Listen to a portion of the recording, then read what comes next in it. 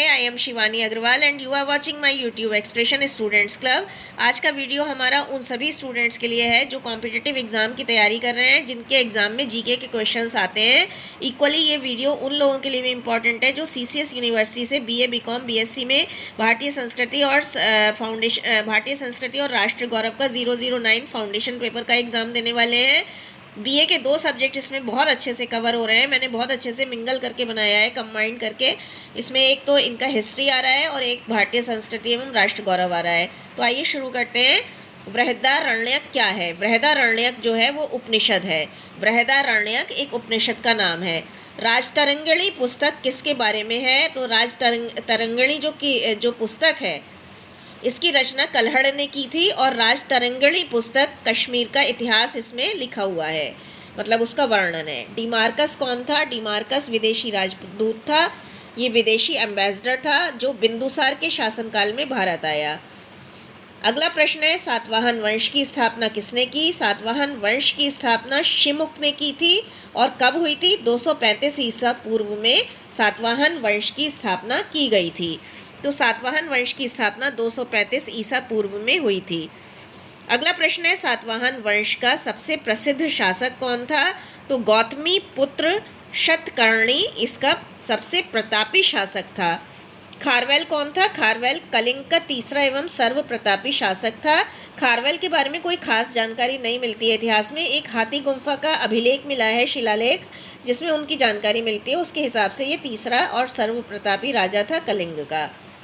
अगला प्रश्न है, हाथी गुम्फा वर्तमान में कहाँ स्थित है? तो जैसा कि मैंने अभी बताया था, हाथी गुम्फा के शिलालेख मिले हैं और ये वर्तमान में उड़ीसा में स्थित है। शून्यवाद दर्शन का प्रवर्तन नागार्जुन ने किया था। चतुर्थ बौद्ध संगीति का आयोजन कश्मीर में हुआ था। मथुरा कला में मूर्तियों के निर्माण के लिए सीकर के लाल पत्थर का उपयोग किया गया है।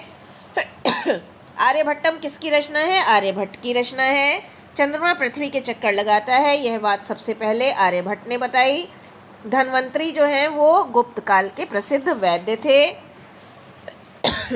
वाकाटक वंश का संस्थापक विंध्य शक्ति हैं। हिस्टोरिका पुस्तक के लेखक का नाम हेरोडोटस है।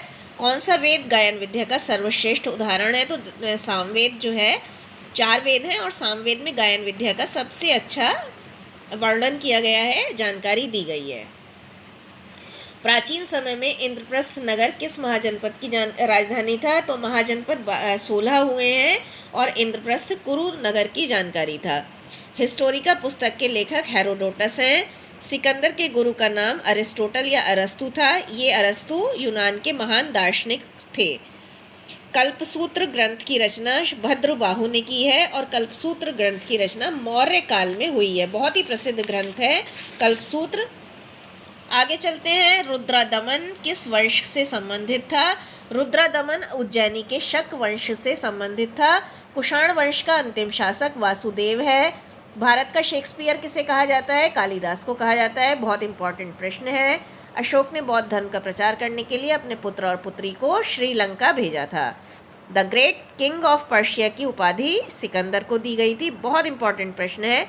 तो ये वीडियो उन सभी बच्चों के लिए जो कॉम्पिटिटिव एग्ज़ाम की तैयारी कर रहे हैं, जिनके एग्ज़ाम में जीके आता है, जैसे यूपी पुलिस है ना, ग्रुप डी के एग्ज़ाम के लिए बहुत इंपॉर्टेंट है। और इक्वली ये सीसीएस यूनिवर्सिटी के बीए, बीकॉम, बीएससी के स्टूडेंट्स के लिए फाउंडेशन पेपर की तैयारी के लिए इम्पॉर्टेंट है। बीए के हिस्ट्री के स्टूडेंट्स के लिए भी ये बिल्कुल इम्पॉर्टेंट है। तो अगर वीडियो पसंद आया हो तो please share the video with the other students of your community. Hit a like to my video and kindly subscribe the channel. Happy learning, bye bye.